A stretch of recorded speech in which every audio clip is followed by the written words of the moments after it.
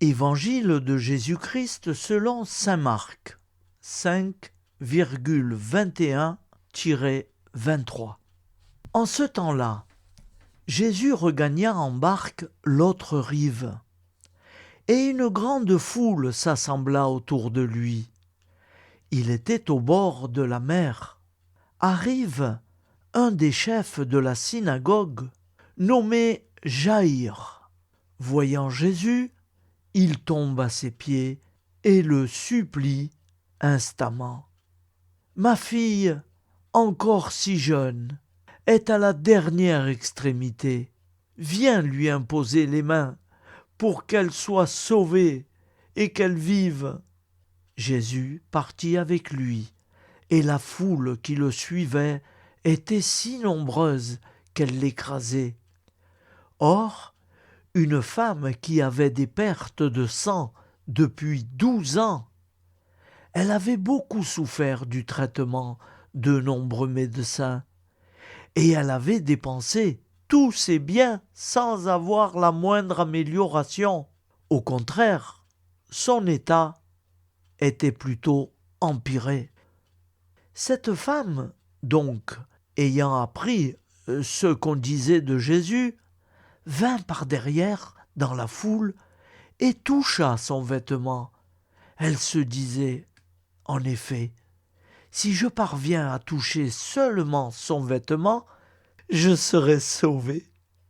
À l'instant, l'hémorragie s'arrêta, et elle ressentit dans son corps qu'elle était guérie de son mal. Aussitôt, Jésus se rendit compte qu'une force était sortie de lui. Il se retourna dans la foule et il demandait « Qui a touché mes vêtements ?» Ses disciples lui répondirent « Tu vois bien la foule qui t'écrase et tu demandes « Qui m'a touché ?» Mais lui regardait autour pour voir celle qui avait fait cela. Alors la femme, saisie de crainte et toute tremblante, sachant ce qui lui était arrivé, vint se jeter à ses pieds et lui dit toute la vérité. Jésus lui dit alors, « Ma fille, ta foi t'a sauvée.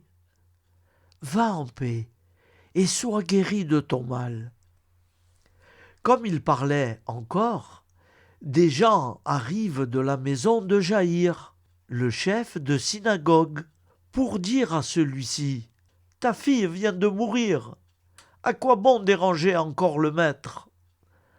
Jésus, surprenant ces mots du chef de synagogue, « Ne crains pas, crois seulement. » Il ne laissa personne l'accompagner, sauf Pierre, Jacques et Jean, le frère de Jacques.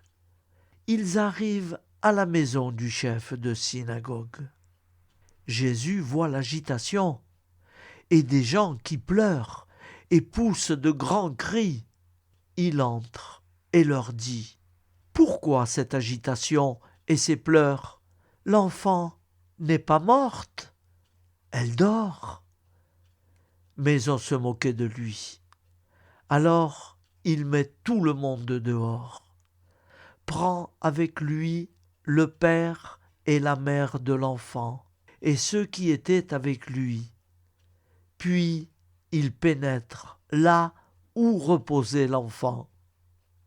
Il saisit la main de l'enfant et lui dit « Talitha koum », ce qui signifie « Jeune fille, je te le dis, lève-toi ». Aussitôt la jeune fille se leva et se mit à marcher. Elle avait en effet 12 ans. Ils furent frappés de grande stupeur, et Jésus leur ordonna fermement de ne pas le faire savoir à personne. Puis il leur dit de la faire manger. Acclamons la parole de Dieu. Louange à toi, Seigneur Jésus.